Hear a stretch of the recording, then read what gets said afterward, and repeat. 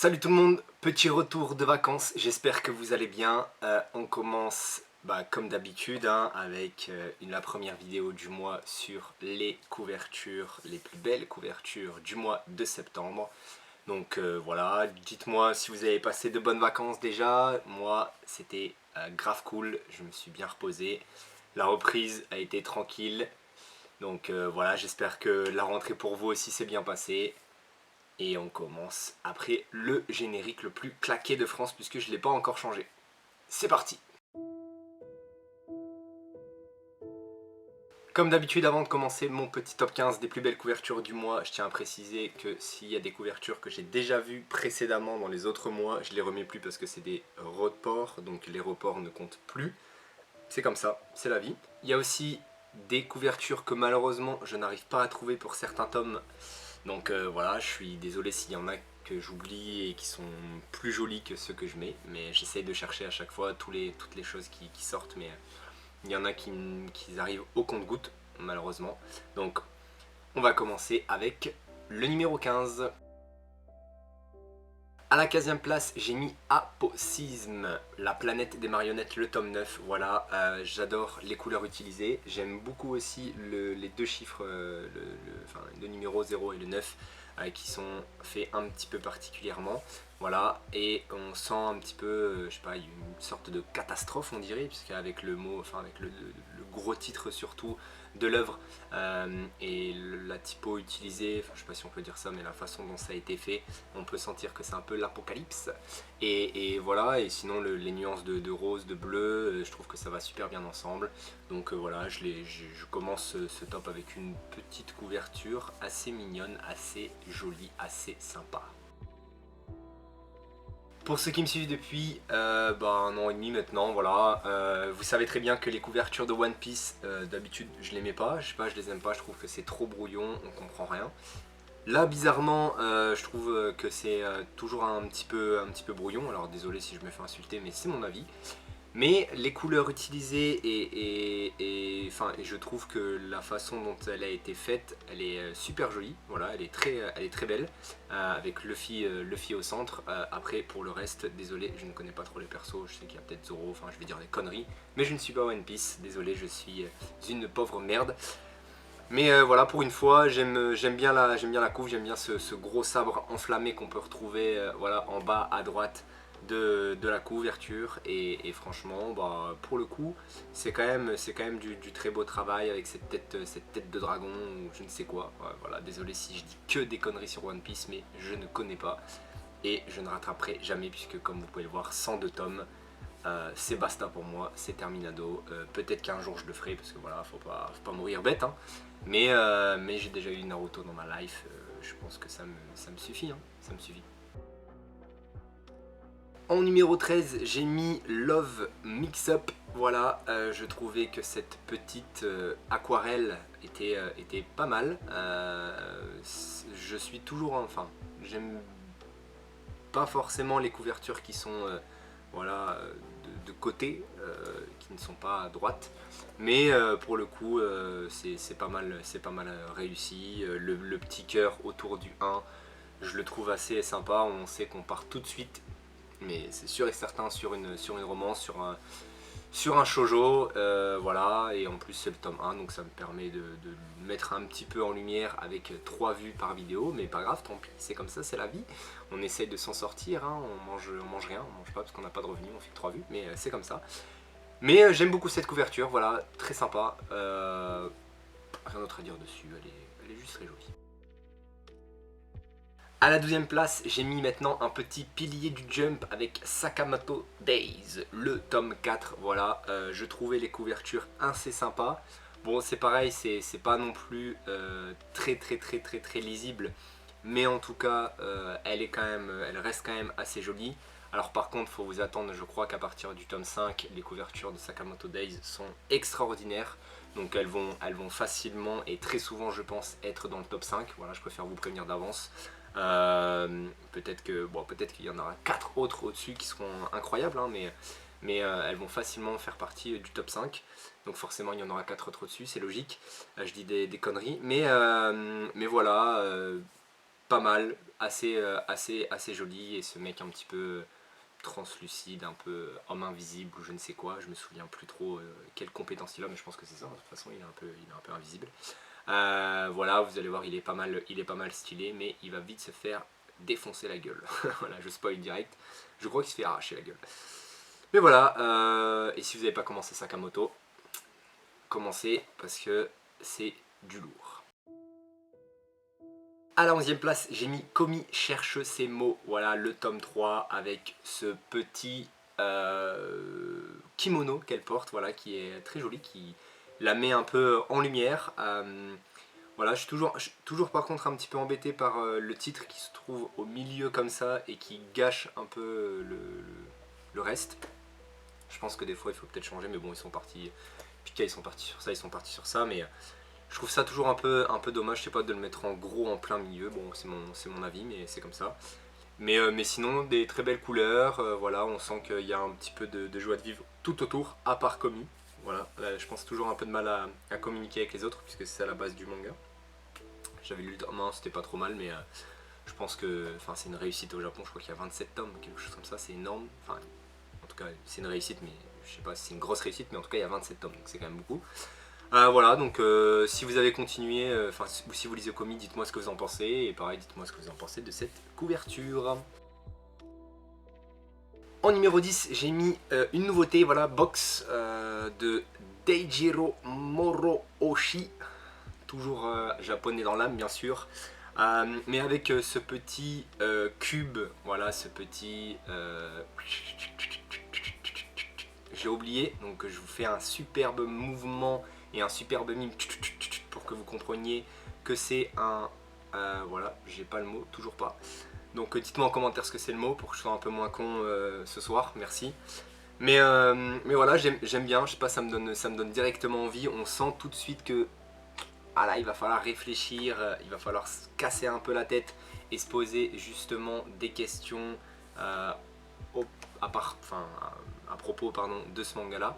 Et voilà, et donc du coup j'aime bien, je trouvais ça cool. Le petit carré dans le box aussi et le haut qui est un peu cubique, je trouve ça très stylé. Donc voilà, donc je l'ai mis. Elle casse pas trois pattes à un canard, comme dirait mon personne. Mais j'aime bien, je la trouve stylée et je l'ai mis en numéro 10. Voilà, j'ai mis un gros fuck aux 5 précédentes. Voilà, mais je la trouve stylée. À la 9e place, j'ai mis la très jolie couverture de Sanctuary. On sent tout de suite le polar qui arrive. Voilà, le petit manga d'action qui fait son entrée en scène. Avec ces deux personnages qui seront très sûrement les personnages principaux. Oula. Et ce sont les deux personnages principaux, je le sais, hein, parce que j'ai lu le synopsis. Voilà, mais très cool, j'adore ce vert, voilà, cette nuance de vert avec le titre qui ressort un petit peu comme ça, franchement, très très beau travail. Et puis j'aime bien, ça fait un peu poster, voilà, ça fait un peu poster de film, un peu policier, et je trouve ça très stylé, et j'ai envie de le lire, donc on sait très bien que quand ça fait ça, c'est que c'est une couverture qui réussit son travail de couverture. À la 8e place, j'ai mis José, le tigre et les poissons, le tome 2. Alors peut-être que j'aurais pu le mettre plus haut, je ne sais pas. Au final, plus je vois cette couverture et plus je la trouve jolie, sensible. Elle me donne envie de chialer, putain. Non mais elle est très belle, il y a des belles couleurs, il y a des petits poissons, il y a la petite fille qui est en pleurs, j'ai envie de la réconforter un petit peu et après... Non, je rigole.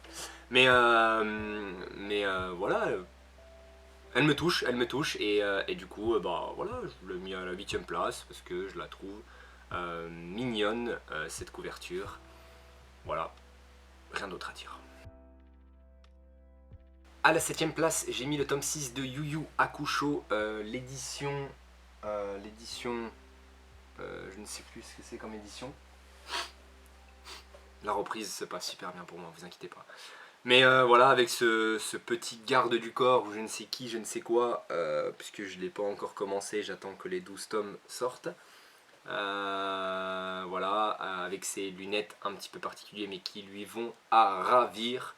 Voilà, une couverture tout de noir, tout de blanc, tout de gris, mais j'aime beaucoup. Et voilà, il y a les étoiles qui ressortent, bon, pourquoi pas. Mais j'aime bien, on sent que là, normalement, dans ce tome-ci, ça va se castagner, ça va se mettre sur la gueule. Donc voilà, j'ai bien aimé, elle me tape bien dans l'œil et elle me donne très envie d'aller acheter ce tome. À la 6ème place, j'ai mis le tome 5 de Manchuria Opium Squad. Voilà, j'aime beaucoup les couvertures utilisées, j'aime beaucoup le personnage qui est représenté sur la couverture qui est assez charismatique à mon goût. Voilà, donc des belles couleurs, un perso très stylé, très classe. Et du coup, ça donne envie tout de suite d'aller lire. Petite clope, voilà. Les mecs à la clope, souvent, ils rigolent zéro. Et lui, il a déjà fait son apparition dans le tome 4, mais là, on va sûrement faire un focus sur lui dans le tome 5. Hâte de voir. Et voilà, très stylé, très stylé. On entre dans le top 5 avec un retour Bleach, voilà, qui n'a... Enfin, je crois que c'est un roman, c'était écrit roman. Mais j'adore le perso, je trouve qu'il est, il est très très classe, voilà, avec son petit maquillage, tatouage, je ne sais pas trop, mais il envoie du lourd. Pareil, je connais un petit peu l'histoire de Bleach, mais j'ai jamais vraiment lu, j'ai un peu suivi, désolé si la caméra a bougé, elle est très sensible et j'ai bougé ma jambe, et du coup j'ai niqué le cadrage. Voilà, je vais éviter de bouger maintenant, je reste comme ça. Donc Bleach, voilà, si vous avez lu pareil, je pense que vous avez kiffé, apparemment c'est très bien. Et ce que j'avais vu en tout cas en animé, ça me donnait toujours envie un peu de regarder comparé à One Piece. Voilà, je tire une balle perdue sur One Piece. Donc voilà, j'aime beaucoup le titre, j'aime beaucoup les flammes, j'aime beaucoup le perso. Donc ça mérite la 5ème place. À la 4ème place, j'ai mis White Blood, le tome 3, un manga dont j'avais jamais entendu parler et j'aime beaucoup cette couverture, voilà, on sent qu'il est sur ses gardes, qu'il est prêt à dégainer, voilà, et les couleurs sont très belles, moi j'aime beaucoup, beaucoup de lumière, beaucoup de profondeur aussi, de noirceur, puisque le mec est là avec les yeux un peu froncés, voilà, prêt, comme je l'ai dit, hop, à l'action. Et voilà, et le seul truc un petit peu dommage, mais je trouve ça stylé par contre, mais en fait je sais pas pourquoi je trouve ça dommage mais en même temps stylé, c'est qu'on voit pas assez le White Blood, donc on voit pas très bien le titre, mais je trouve que ça suit bien avec la couverture, donc voilà, assez joli, assez joli. On entre dans le top 3 avec Les Promeneuses de l'Apocalypse, voilà le tome 2, j'avais déjà bien aimé la couverture du tome 1, mais là la couverture du tome 2 me donne encore plus envie de lire l'œuvre, petit manga aux éditions Doki Doki, voilà, avec sûrement un petit manga apocalyptique, hein, avec deux petites filles qui se baladent sur leur petite moto, voilà, la dernière fois je crois que c'était sur un scooter. Là, ils sont sur une motocross, voilà, normal, avec beaucoup de végétation dans un Tokyo, je pense Tokyo, ravagé un peu par la nature, ou alors c'est nous qui avons ravagé la nature, sûrement. Voilà, donc la nature reprend ses droits, on va dire, et ça me donne envie. Voilà, j'aime bien en plus le fait qu'on les voit aussi dans le titre, en tout petit comme ça. Je trouve ça très classe et j'aime énormément cette couverture. En numéro 2, j'ai mis La déesse de 3000 ans, voilà le tome 1, donc nouveauté, petite nouveauté. J'aime pareil, beaucoup cette couverture forcément vu que je la mets en numéro 2. Mais la végétation, ils sont dans un petit sanctuaire, voilà, dans un petit sanctuaire, ce petit cimetière ou je ne sais quoi, du Japon, et du coup bah je sais pas, c'est surtout les couleurs, la végétation, le bois, voilà, le côté un peu nature qu'on peut retrouver sur cette image qui me parle beaucoup, et les deux persos qui sont là à la recherche de quelque chose, donc ça m'intrigue, j'ai envie de me lancer là-dedans. Donc voilà, ça fait le taf, le titre La déesse 2 qui est cool, 3000 moche, et bon, ça suit avec la DS2, mais 3000 comme ça en vert, ça c'est un peu c'est un peu con, même si bon ça suit forcément avec le vert, alors peut-être que les autres trucs sont rouges, etc. etc. Mais très joli. Et en numéro 1, j'ai mis, et au final je ne savais pas que ça sortait, Batman Justice Buster, le tome 1. Voilà, donc j'ai hâte de le voir en librairie pour le feuilleter, voir un peu ce que ça donne. J'adore l'univers de Batman, j'adore DC, et Team DC ici, donc fuck les Marvel. Non, ils sont bien, mais fuck les Marvel quand même. Non, ils sont bien, mais fuck les Marvel. Non, non, j'aime bien, j'aime bien, j'aime bien. Je referai pas le... Mais, et pardon s'il y a des enfants qui regardent. Il n'y en a pas de toute façon, personne ne regarde mes vidéos. Mais du coup, voilà, j'aime beaucoup. Alors c'est la couverture alternative. Enfin, il y a une... C'est pas une alternative, c'est une variante de couverture. Je sais pas trop pourquoi, je sais pas où on peut le trouver. Parce que l'autre est un peu moins belle. Mais celle-là, elle détruit, elle détruit. On met, voilà, Batman au centre de la couverture et il est grave stylé et je sens que voilà, faut pas du tout rigoler avec ce Batman là. Donc j'ai envie de le voir et j'espère que le dessin est incroyable et j'espère que l'enquête est incroyable, mais ça c'était pas prévu, mais ça risque peut-être et sûrement d'être un achat. Voilà. Je sais pas pour vous, mais moi comme je dis en tant que petit fan de Batman, j'en ai un là, on a un là de Batman. C'est faux, c'était Dark Vador. C'était ma blague. Je fais beaucoup de blagues aujourd'hui. Reprenons la vidéo. Mais j'aime